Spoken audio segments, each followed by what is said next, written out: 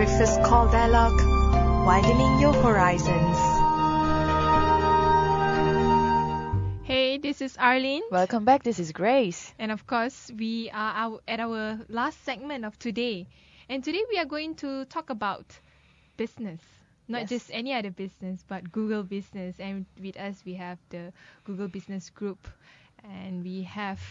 sorry, I need to open the link. Maybe you can introduce yourself first. Okay, hi, good morning. My name is Marcus. I'm from Google Business Group Malaysia. Yeah, and you are the founder and country champion of Google Business Group. Yes, I am. So how is it started actually? So you mean the program, or how do I get started in the... How do you get Yourself started? first. Yeah, Yeah. yourself. Okay. So in 2012, March, I was attending a Google event, and they were talking about like online marketing and asking like agencies to join them as marketing partners. So there's one Googler was on the stage, was inviting people to join this new initiative, which is she mentioned was Google Business Group Malaysia, and then she talked about like how community should be doing for the local businesses and help them to grow. And I got interested because I've also been in a part of like professional network, helping businesses to grow as a group, and I see the impact of like growing in the community. So after that, I talked to the person, and I actually went through like some interviews with them. So they find that like my background and experiences. And they like you. Yeah, and they like you, of course. Yeah. And then I got the positions, and then we start the first event in May. So since then, it has been this is the third year. We've grown a bit. So we have like 8 chapters. So we call it the chapters of local communities, city-based local communities. So we've done quite a number of events actually. Last year we were number 1 in the world in terms of being active. Wow. Yeah. Must be really active. Yeah, I think in a year we did like 70 events, big and small. Yeah. So they actually market based on the number of events that you guys held in a year, is it? So they do keep track, like if you're active, like what kind of content you're delivering, what kind of speakers you're inviting. I see. Who's the runner-up? Sorry? Who's the runner-up? I mean, in terms of... Oh, okay. I actually forgotten. No worries. Well, I just need to know, like, we're number 1. She's just being cheeky here. Yeah. Actually, what is the focus of this Google Business Group? Are you trying to focusing more on Google, or you are focusing on a wider objective? Of course, bearing the name itself, we would hope that startups could leverage on the like Google APIs and technologies to build their businesses. And sometimes we do share things like how can you market your businesses using AdWords and then analytics, which is you can't run away from online marketing. But having said that, we don't just focus in Google technology. So we, in a wider scope, we do talk about Internet of Things, because we want business professionals and passionate individuals to be able to come together and talk about them, like discuss in a bigger scale.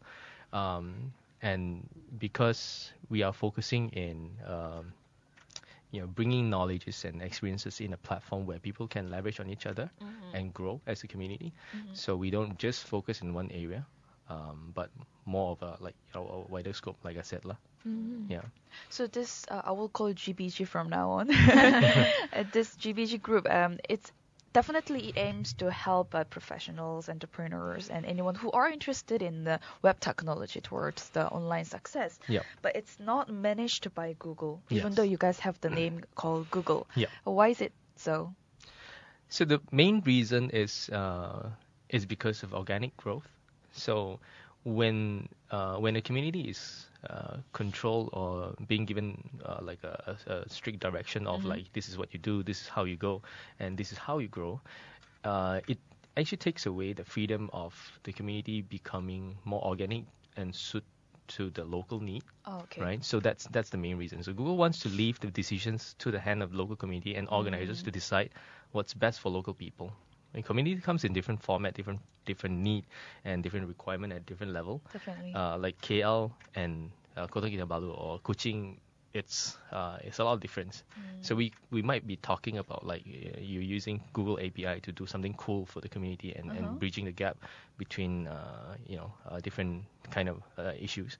But in other places or more remote places, you're talking about just simply bringing business online, because getting decent internet access is already quite challenge. hard. Yeah.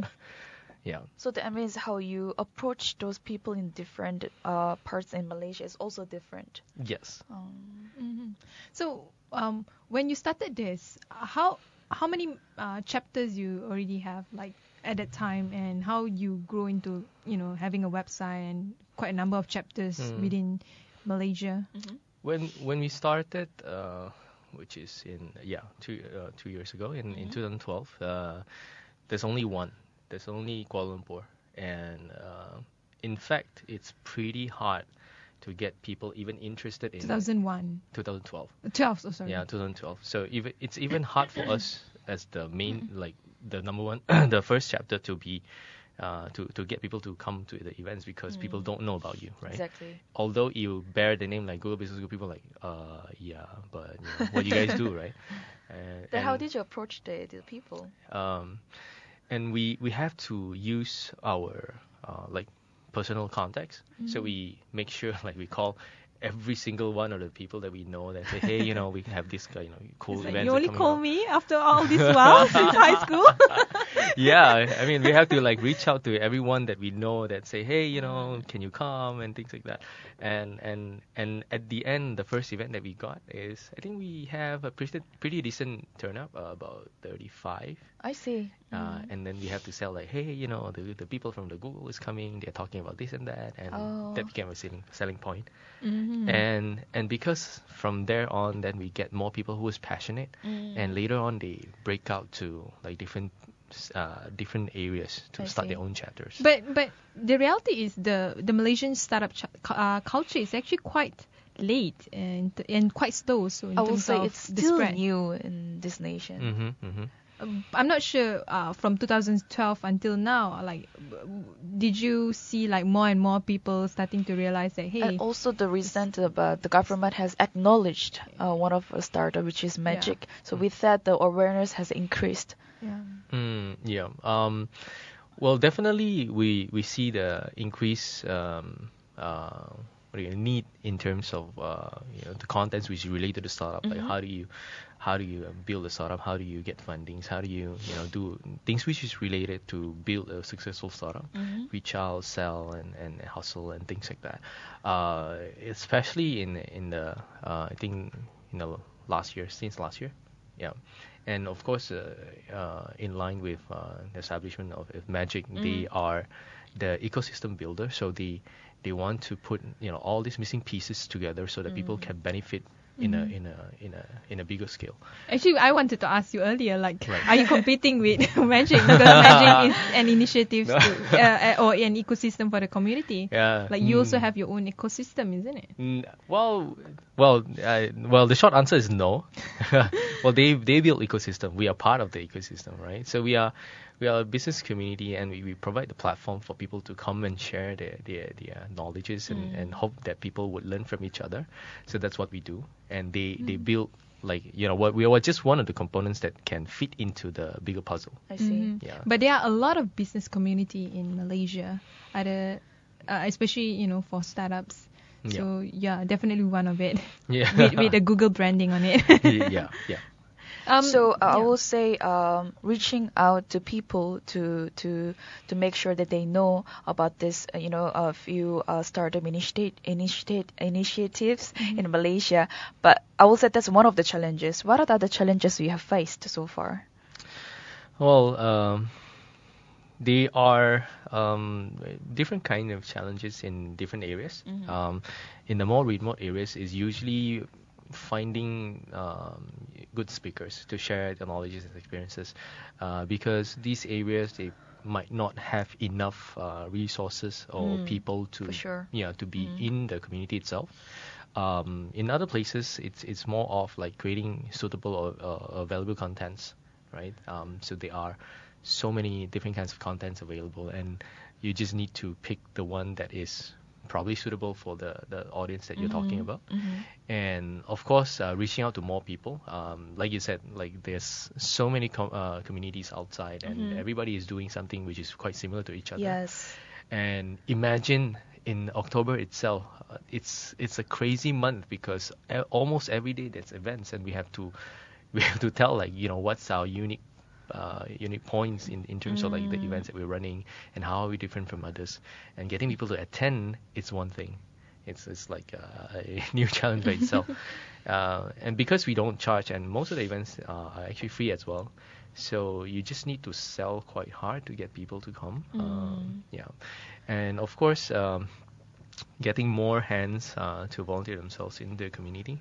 So we're not paid. Our events are not charged as well. So getting people excited and be part of the organizing team. Can you share with us how many chapters you have currently, and what kind of different activities that you do? You say that you the whole team do like close to 70 events per year. So Right. what are the different events that you have, and how many chapters? Okay. So we have 8. We have one in Georgetown. We have Cyberjaya, PJ, which is Petaling Jaya, Kuala Lumpur, Kuantan, Johor Bahru, Kuching, and Kota Kinabalu. Well, our aim is to get maybe one in each city. Well, at least one in the state. And that's our aim.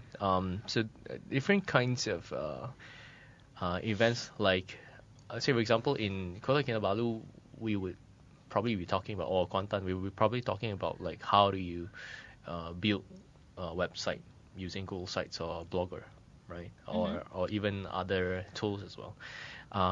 In Penang, sometimes we talk about like content creations. So we know that YouTube is powerful and things like that. But how do you actually get to that? Right, before you can even upload anything, you need to create a video first, right? Yep. So we talk about like equipment and cameras and accessories to the cameras and how expensive it is.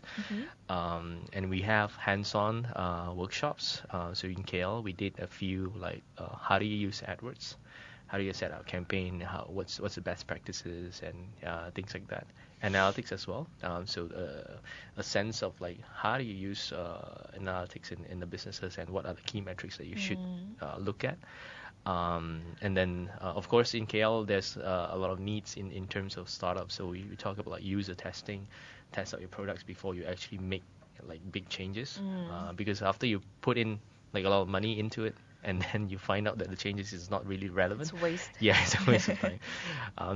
So different kinds of content depending on the need of the community. Do you talk about business? I mean, business 101 with startups. So some of the times we do have inspiring talk like coffee chat and fireside chat. From people who are like successful icon to share their business journey. So one of the things that the chapter did, which is the Petaling Jaya chapter, is they invite like successful women icon in the business to come and share their journey, and people can ask like, hey, how do you do this? How do you do that? If you face this kind of challenge, how do you solve it?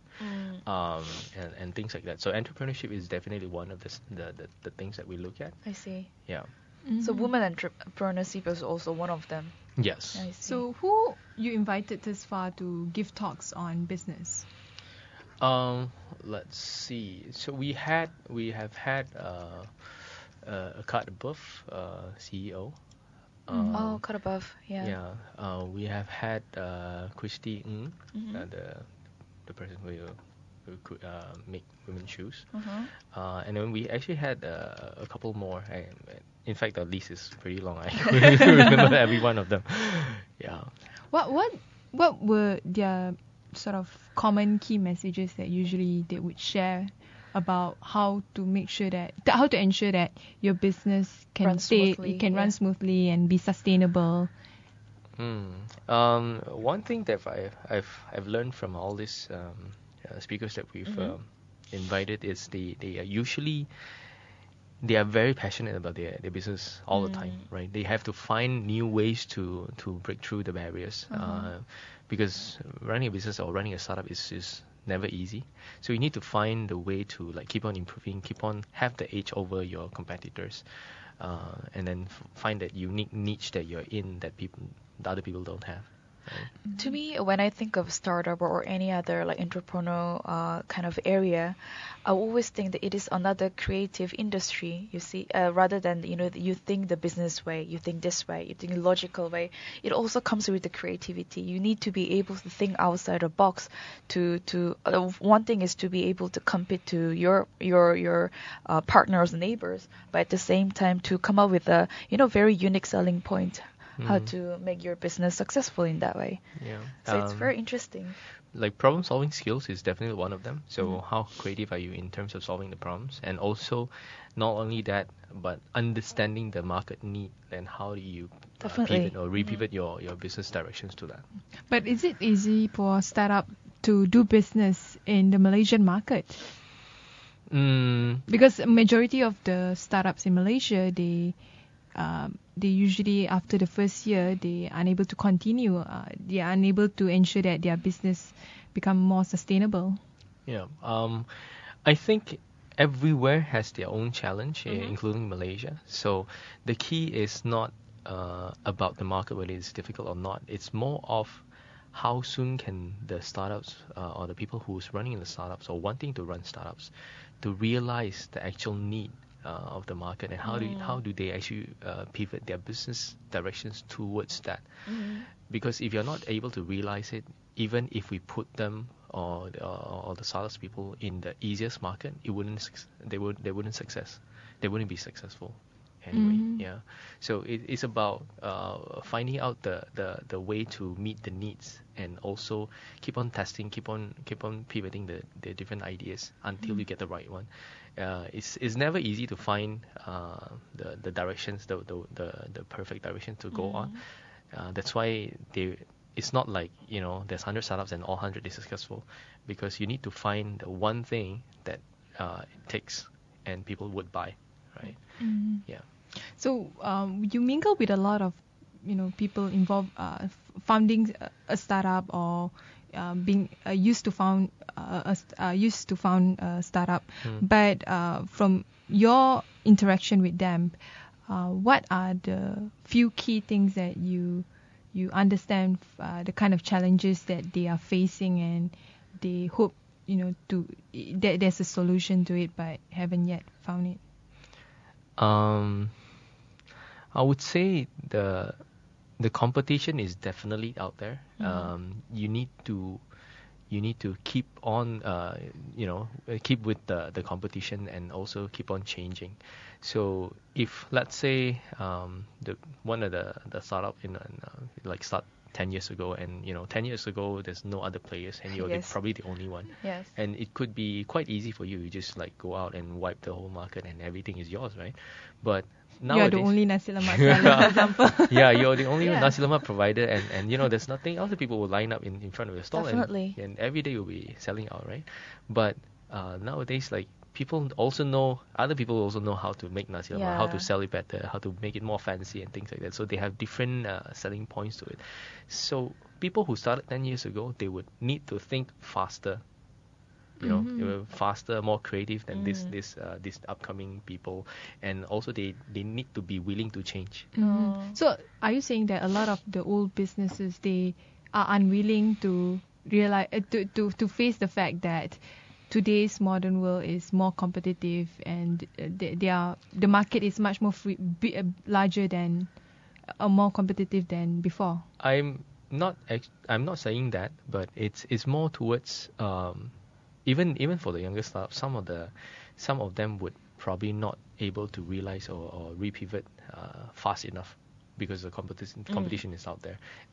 Some of the older businesses, they would be able to change because the company is shaped in that way that they adapt to changes. It's just that it is a common thing that the businesses or the startups wouldn't be able to pick up as quick or as fast as possible, and then adapt to the changes. or the competition.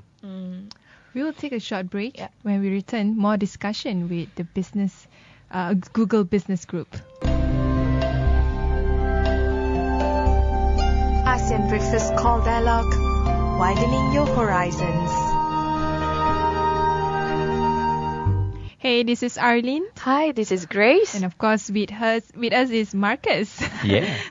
And Marcus, earlier on we talked about the Google Business Group. So Yep. let's focus on Google because I mean your branding is strongly affiliated with the Google, the Google from Silicon Valley. and Google happened to have a few office in Malaysia and in Singapore, and you visited both of the offices. Yep. What do you think about them? Well, they are very friendly bunch, very easy to mingle around with. But more so of our working relation with them is on different initiative. So of course, different offices have different projects or different focus. So when it comes to business community like what we do, we often find and try to see how we can synchronize it with each other and do and work out in a project. Most of the time we'll be liaising with Singapore office because our the program manager who handles the Google Business Group is based in Singapore. That's how we actually liaise with them and talk more about them. And the local offices is more towards if we have events, if they have projects that we can help out with, and then we talk to them. So whenever you speak to them, what inspires you?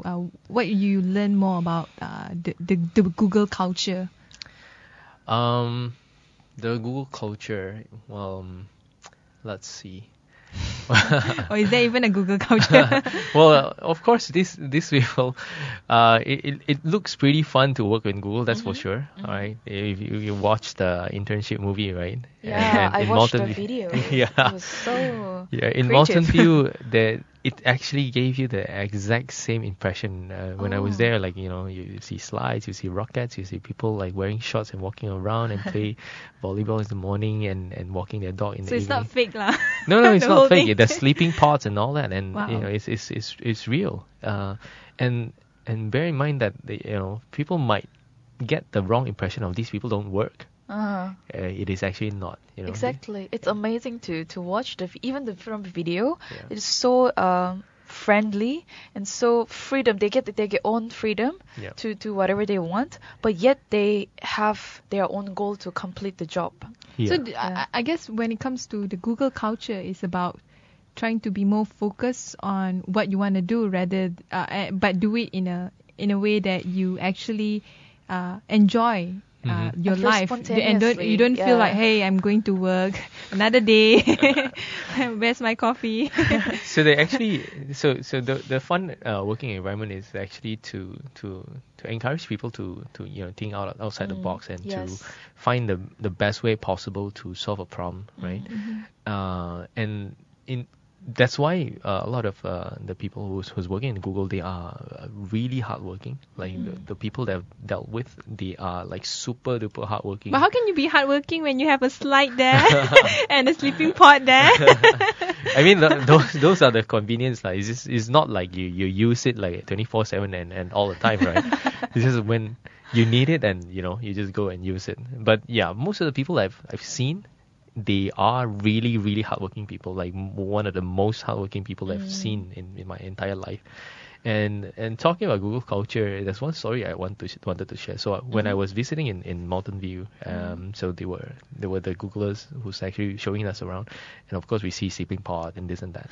So there's this huge area, was like a restaurant, a cafeteria area, where they gathered every Friday. Oh. And Larry Page and Sergey Brin will be there, and answering questions and giving some talks and just to inspire people and get people like connected with even if you're the newbie or noogler, they call it. Noogler. Yeah, people can ask questions like about company, about products, and all kinds of stuff. It's a free space. You can Yeah. ask anything. Yes. So it's been practiced for the past few years every Friday. I think I'm not sure when it started, but it's there like for a very long time. So what they essentially wanted to do is to give the employees the feeling of, if you have anything at all to ask, to discuss, you can actually do it, and they were there to listen, right? So that's you saw them? I didn't see them. I mean, I've seen them, but not in the settings that I was I see. discussing. So one of the guy was in the hall, and he was raising his hand and said, "Hey, you guys were talking about, like, having a swimming pool in the campus, right? So yeah. So where's this swimming pool? We've been talking for ages for the swimming pool." Oh. And they goes like, yeah, it's true that we've been like talking about the swimming pool for many times and over the years. And then? yeah, we're gonna have it, and we're gonna have it on Monday, and that was Friday, and it's only 2 days. They were kind of in shock, because like, in 2 days you're gonna build a swimming pool in the campus. So they did. And impossible, right? So they was like, oh, okay, yeah, this is not gonna happen, because it has been discussed so many times before. So they went back and come back again on Monday, and the swimming pool is there. Oh my goodness. And the swimming pool is there. It's built. It's nicely done and all that. And of course, it's not the Olympic-sized swimming pool. It's the kind of swimming pool that you can kind of swim in, but not, went out the pool. Yeah. I don't know how they call it, but there's like automatic current, and you can keep on swimming, although it's a small pool. Mm-hmm. So they actually did create. Yeah, they actually did like build the thing there. That's wonderful. Because it was requested, right?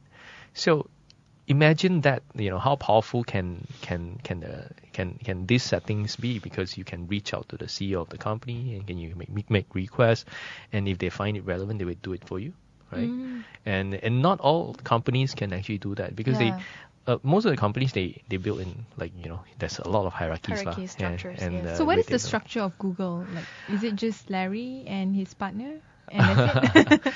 No, they keep it. What do you call that? So they don't really have that many levels as per like other organizations. Yeah, I wouldn't say it's so much of vertical structure. It's more like horizontal with a smoother communications going on. Yes. So they try to do it like that way. It's not like a tall pyramid, but a short, fatter pyramid kind of thing. Yeah. So they would encourage like communications, and also people just conveying their ideas. Mm-hmm. Yeah. I guess communication is also one of the key Of course. criteria in building a successful business. Yes. So in the Google Business Group, you guys are building that communication by having a huge talk show, I would say. It's called the Innovation for the Future. Yep. So tell us more about it. It's in November, next week, right? Yes. Coming up very soon. Yes. So Google Business Group, every year we will have, we call it the annual event, G Days, right? In short for Google Day. So it happens across all the countries that have Google Business Group. So in Malaysia, we started in 2012, which is initiated by Google themselves. So they organize and manage it. It's called G Malaysia. And last year, it's fully organized and managed by Google Business Group. So this is the second year, the G Days Kuala Lumpur and G Days Penang. And we give it a theme of innovation for the future, because we wanted to discuss more of how we can bring in different ideas so that we can benefit the people from the startups, from the business, and even students as well, who wanted to maybe build their startups or work in the startups, to understand how these technologies can actually benefit and also create a bigger impact to the community. So who will be there as speakers? So we have, of course, people from Taylors, because they sponsor a venue in Kuala Lumpur. We have MDEC, who's going to share about the different culture in Silicon Valley in terms of startups. And MDEC also is a government agency. Yes, MDEC is also a government agency. So we have Google Malaysia, the head of marketing, who's going to share more on what's new, what they are doing in the Google offices. And people from DG will share about mobile innovation. Apart from that, we have My Taxi, who's going to talk about like how do they innovate right? In terms of their domain. Not And, Uber, My Taxi. My Taxi, yes, My Taxi. Well, nothing. Well, we don't really like have a preference, but yeah, My Taxi will be joining us. And then we have a couple more like people, Adrian and CK from e-commerce Milo. And let's see who else. And you have someone from Google also. Oh yeah. So Melissa Powell from the Mountain View office is going to join us. She is the program manager for Women Tech Maker, and she's going to talk more about Women Tech Making event. So encouraging women to be involved in technopreneurship, right? Of course, Erica would be our liaison for the GBG from Singapore office. She's also going to talk more about like what the initiative is about startups is available in all the other countries and what they're doing there. See. Okay. Who else do we have? So the event dates are on the 13th of November, which will be in the Kuala Lumpur, and the 15th and 16th of November it's in Penang. Yeah. And then at the same time there will be the Women Tech Maker topic will be shared. Yes. So the G Days Kuala Lumpur is 13th of November, and G Days and Developer Fest Penang is 15th and 16th of November, which is next Saturday and Sunday. And at the same time, Women Tech Maker is happening on 15th and 16th November as well in Magic. Oh, in Magic? Yes. So yeah, you're part of Magic. That's true. So who are other speakers this time? You want to mention a few more? Yeah, so in KL we have Netizen Testing, which is the user testing guys. So they have like a platform for people to test out your products or your websites and tell you what's wrong with that.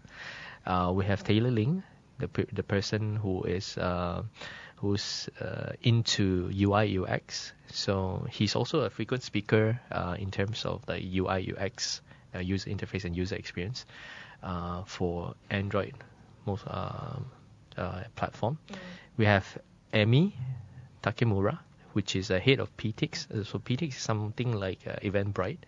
So they allow events to like sell tickets and manage the attendees and things like that. So it's going to share their journey in terms of how do they build the startups and pivot and initially and eventually get to the PTIX product. We have Ashwin from Catch the Bus, Chingwei from iMoney, and Eugene from Carlis. So yeah. There's a lot of people.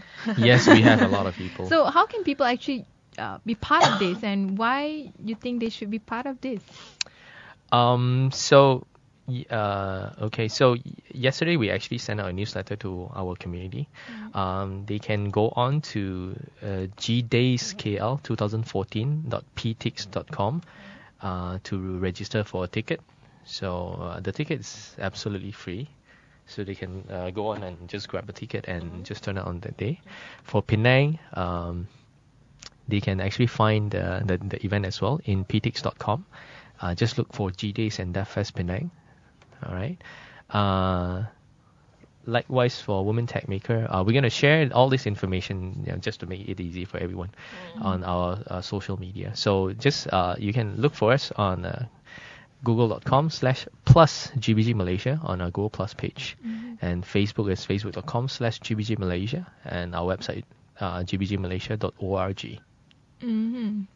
So definitely is an interesting event that I think everyone should participate, especially that it is at no charge, and you can listen to people like Melissa from Google headquarters to actually talk about certain topics related to talking about entrepreneurship. But what are other activities that, let's say they cannot join the November activity, what are the other ongoing activities that people can be part of it, or how can people be part of the community as a whole as well? Yeah, so every now and then we will have smaller events that is catering to maybe like 20 to 30 people. And we will announce it when the time comes. So the frequency right now is at like one events every 1 month or 2 months. So the best way for them to follow us in terms of the activities is to follow us on social media. We will announce the events when it comes. So it's either Facebook or Google Plus. You can check us out there, and we'll do the announcement there. So what's the address for Facebook and Google Plus? Okay, so for Google Plus is you just go to the browser, type in google.com/plus GBG Malaysia, and for Facebook is facebook.com/GBG Malaysia, And also you can go to the website, and which is gbgmalaysia.org. So let's talk about startups in Malaysia as a whole, because in Malaysia, when it comes to startup, as we discussed earlier, it's not a topic that people actually are that aware about it, and even if people are aware of it, they don't know how to maneuver. Yeah, but then at the same time, they may have, I will call it, misconception of this or startup, and also this community itself, because they tend to think that it's all about the event when it comes to the meeting people, and then they attend the events. Yeah, and you mentioned like you have events like almost every other day. So how to break that mindset? Yes. How would you correct it there, to direct it in the right direction? So the question is, how do we correct the directions Yes. of the people who attended the events? So the thing about startup is we believe it's more than just about events, Yes. going to events. Yes. Going to events to network and all that it's about building a sustainable business. Right. So how can people move beyond that?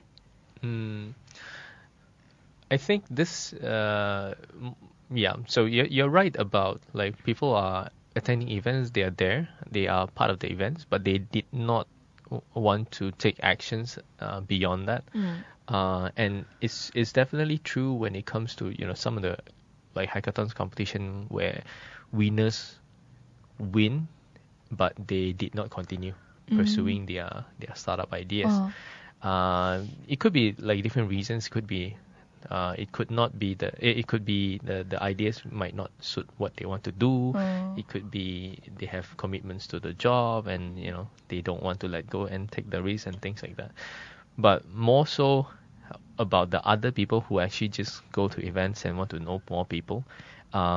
If they really want to start a startup, they should seriously look at, like, crafting the ideas which will help solving the problems that we're having right now.